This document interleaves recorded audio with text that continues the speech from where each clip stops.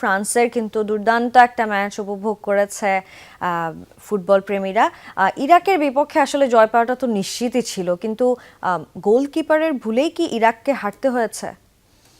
একটা গোলকিপারের ভুলের অবদান তো আছে অবশ্যই। তিনি একটা ব্লান্ডার করেছেন এবং এই ধরনের ভুল আসলে হয়েই থাকে। আমরা যদি দেখি যে কোনো ম্যাচে গোলকিপারের কাছ থেকে ডিফ্লেকশন চলে আসে, তো এটা পার্ট অফ দ্য গেম। আসলে তারা ফ্রান্স ওই পেনিট্রেশনটা তাদের ডি বক্সে তৈরি করতে পেরেছিল যখন গোলকিপার একটা ভুল সিদ্ধান্ত নিয়েছে।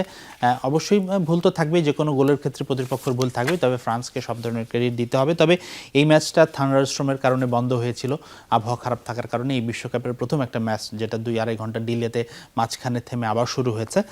তো ফিফার একটা নতুন নিয়ম আছে যে স্টেডিয়ামের 8 কিলোমিটার আশেপাশে যদি বজ্রপাত হয়ে থাকে সেক্ষেত্রে কিন্তু ম্যাচ পরিচালনা করা যাবে না। সেই নিয়মটার আমরা আসলে কার্যকর হওয়া দেখেছি এই ম্যাচে। এবং আমার মনে হয় যদি ম্যাচটা বন্ধ না হতো, তাতে ইন্টেন্সিটিতে তো কিছুটা সমস্যা হয়েছে, প্রতিবন্ধকতা তৈরি হয়েছে। ইরান মানে দুই দলের প্লেয়ারে পর্যাপ্ত রেস্ট পেয়েছে, বিশেষ করে ইরাকের ফুটবলারদের জন্য একটা অ্যাডভান্টেজ হয়েছে, তারা অনেক সময় একটা গ্যাপ পেয়েছে।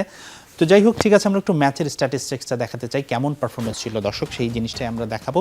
এই ম্যাচে বল পজিশন, শর্টস কি কতটা নিয়েছে, আমাদের কিছু তথ্য আছে, একটু আপনাদের দেখাই। আমরা যেটা দেখাই প্রতিটা ম্যাচে সবসময়, বল পজিশনে আসলে 56% ছিল ফ্রান্স, ইরাক 44% ছিল বল পজিশন। তাদের ইমপ্রেসিভই বলতে হবে।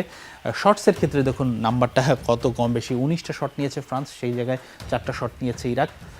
এবং পাসেসের ক্ষেত্রে দেখুন 603টা পাস নিয়েছে ফ্রান্স এবং 481টা পাস নিয়েছে ইরাক।